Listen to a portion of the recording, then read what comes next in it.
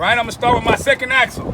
Since I did my first axle, if you get B section, you cannot say I would check my second axle the way I check my first. If you only get B section and you have to start your second axle, you're gonna start with this. My second axle consists of spring mount, torque, spring leaf, and the end of the spring leaf, I have a saddle and I have U-bolts in the inside, same as the front. Every time you have a spring mount, you have a leaf spring. Every time you have a leaf spring, you have saddle and you have U-bolts. Now, crack, broke, or damage, no illegal welds, and that's supposed to tie properly and secure. My leaf spring should not be shifted, bent, and have no more than 25% of damage in this case. From there, I have my shocks. You can come on each side. Same as the front, I have my shocks.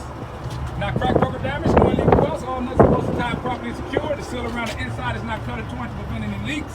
My airbag has no abrasions, bubbles, or cuts. All right, so I gotta come back on this side real quick. I have a dual brake chamber.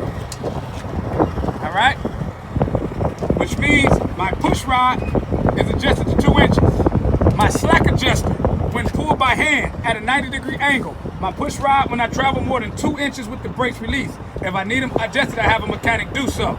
Make sure they're not crack, broke, or damaged, no illegal welds, not supposed to tie properly and secure. That's it for the second axle.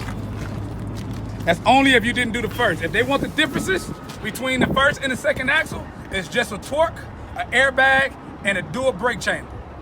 All right? That's the differences.